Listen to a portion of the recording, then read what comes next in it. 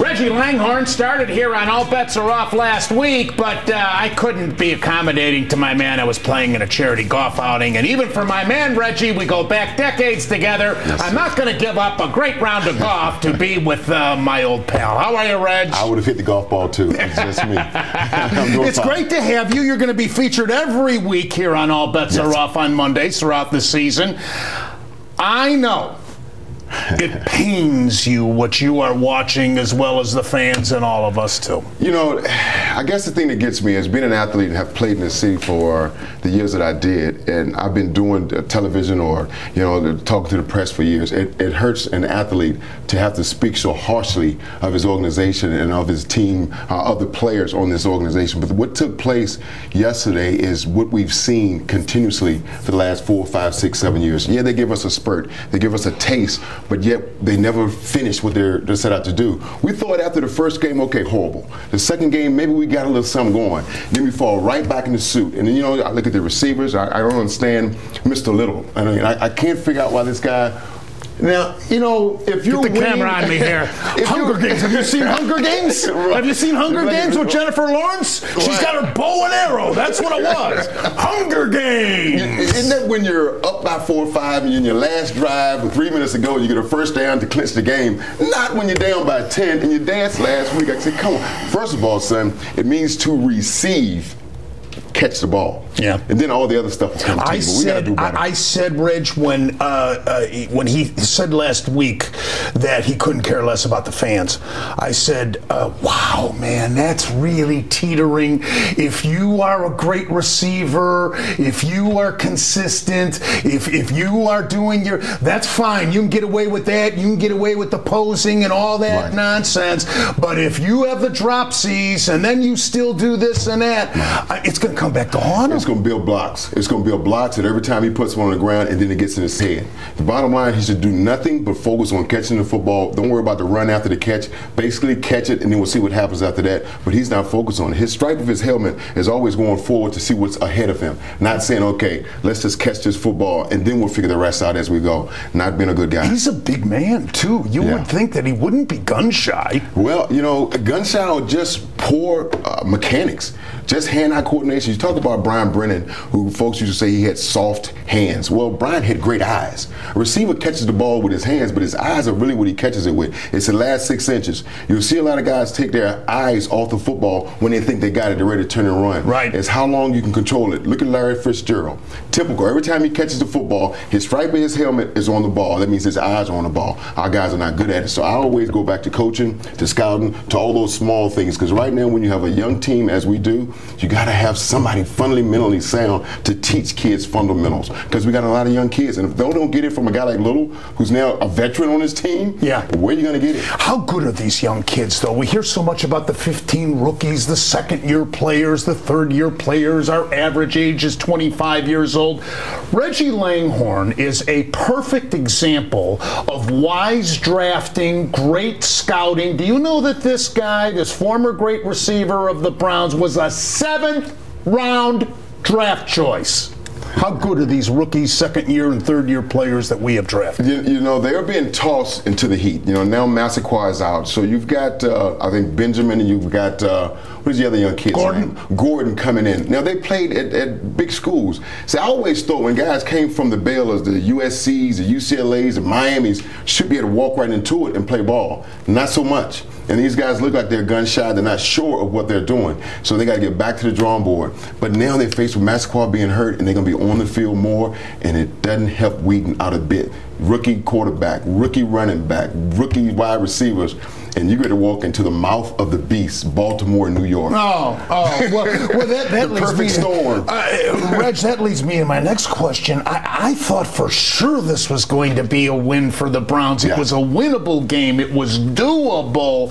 It was Buffalo, who hadn't won in like 8 straight road games by less than a margin of 18 points, for God's sakes. What about Shermer?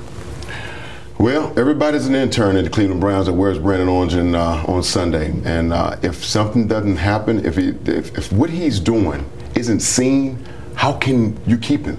If they don't win a game or two, if these young players don't get better, then somebody's not doing their job. And the boss man up top, who will be in a couple of weeks, is going to see that, and he's seen it now. I understand he likes to sit in the back of meetings and listen to this.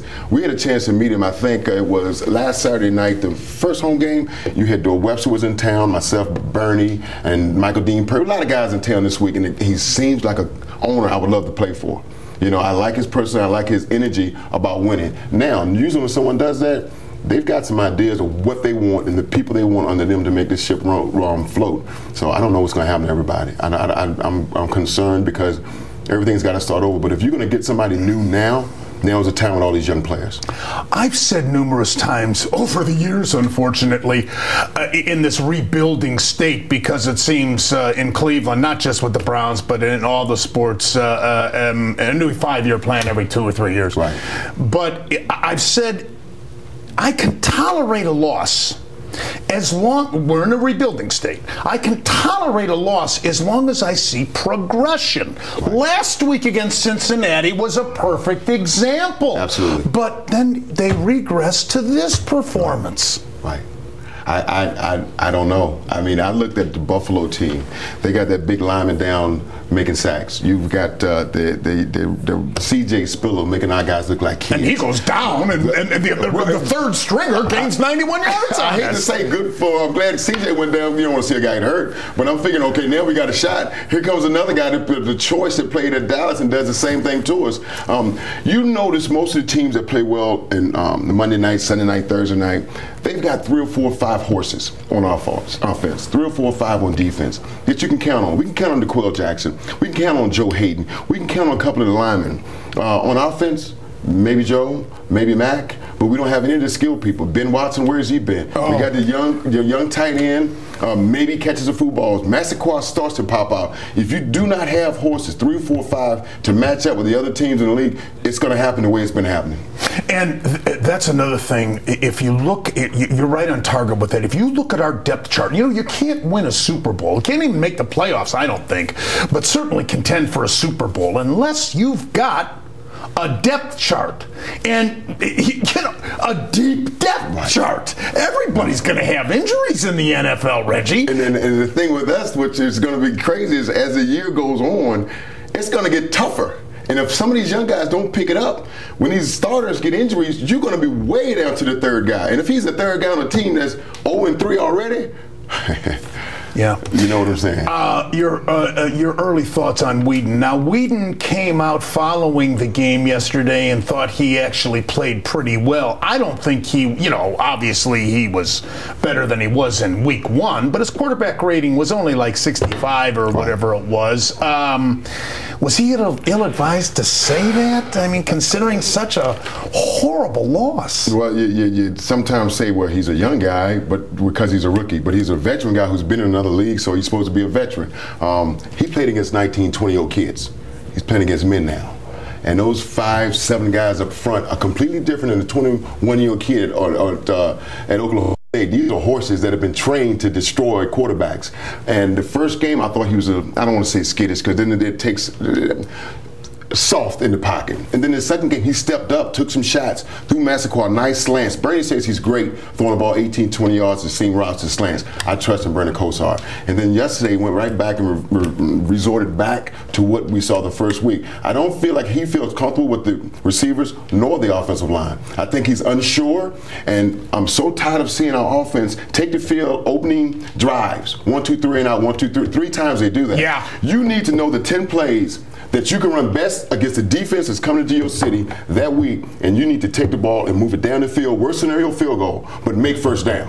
Are you, do you think a West Coast offense can work with a spread shotgun type style quarterback like Whedon and Colt McCoy for that matter?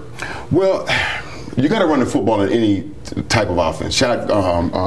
West Coast, East Coast, I don't care where you're playing football. You run the ball, it creates everything else. Lenny Infante was a guy that wanted to throw the ball on first down to dink and dunk. In other words, called pitch and catch. 5-yard outs, 5-yard hitch routes. On that second and 4, 2nd and 3 gives you an opportunity to do what you want on offense. So, everyone says it's the West Coast offense. It's the same mentality. Let's move the change. And I think Whedon has the ability to throw the ball, But you got to be solid up front, and you got to run the ball. Richardson can't have 31 yards. He can't have 13 touches. And when he run the ball 14 rushes, why is a guy who's a rookie in his third game throwing the ball 47 times down by 10 and only score 14 points? Yeah. Something doesn't make sense to me. Or the throws they're making that don't make sense. It's watching the game, hoping they make first downs. That's bad. Yeah. I mean, you're supposed to be hoping they score touchdowns, not hoping they get first down. And that brings me back to the offensive line now. We thought Pinkston, but I think the book is still out on Pinkston. It's certainly Laval from game to game. Laval is really a question mark. The kid Schwartz, I'll cut him some slack because he's a rookie. He held his own he's a rookie. Against a Pro Bowl. Thomas and Mack, but I mean, when you look, we took for granted that our offensive line was finally fixed, even as young as it is. Now I'm not so sure. I'm going to agree with you. We don't get a running back that can rush for 100 yards and a quarterback that can stay up on upright and not be sacked 4 or 5 times or hit or be afraid of it. We're going to be in trouble. I mean, that's sad to say. I mean, the city deserves more. You go in there yesterday after the game, you know, you see all the Buffalo fans and cheering like they won the Super Bowl. I mean, and to pay money to go down there to see what's going on. I'm not trying to detour anybody from going down there. Support your team, but somebody's got to give us some love with a win or a possible win, not what we saw yesterday. You know, when you think back to Reggie's era, in the 80s under Marty with Bernie and Webster and Brennan and Mack and Biner and a very solid defense with Clay Matthews and company, and to see this franchise come, even though we understand it's an expansion, but still, Gene laid a stat on me yesterday. Houston came into the league in 2002. Surpassed it. They have 69 wins, and the Browns have 68 since 99. Right. And Houston stunk those first few years. Somebody in their scouting department are making the right decisions on their players. Got to dig deeper to the problem. Do you think that Haslam, because it's hard to not believe the Browns are going to be 0-5 now. And then we come home to Cincinnati. And after that is when he should get the keys. Do you think he'll right away chop heads, or do you think he'll wait till the end of the season? I don't know how to call that. Do you have any guess on that? Well, you get rid of Sherman. What do? You let Childress coach? Right. Or Jerron. Oh, Jerron. Okay, they both had head coaching experience. It depends on which one he believes in or which one has a better career record. I mean, which one is a better? That's not going to improve the talent on the field. Absolutely not. You can give a guy the same route and the same system, doesn't mean he's going to do any better. There's too many variables that take place on a football team, and you win inside out. We're not winning at the point of attack in the offensive line, and we're not making things happen on the outside. So our quarterback got to get his head straight, and we can't make mistakes. We're not good enough to make mistakes. No penalties, no turnovers. And it's going to be a rough one. I don't know what to do. I mean, I wish I had the power. I wish I was in the meeting with him, but that's something I'm sure he's already thought about. I just got done about a month ago coming to the realization that the Indians, with the Indians, I'm saying, I don't know what I'd do. Now we're 3 games into the NFL season and we're in the Browns. I'm saying, I don't know what I'd do. Yeah, I was saying, the season's going to go by fast. Next week will be, after Thursday, we're a quarter way done. Yeah. We're a quarter way done. Yeah. All the energy, all the excitement that we feel, all the press and all the energy, it's so disappointing. And I'm not talking about just for me. I'm talking about the guy that works every day. Absolutely, the guys I work with that look forward to going to the game, taking their kids, want to get them a shirt and jersey, and then they take them home in the night and go, Dad, I don't think I like the Browns. I want to cheer for somebody else just so I can cheer. Yeah. Just so I can cheer. Yeah. I'm tired of not cheering for my own team.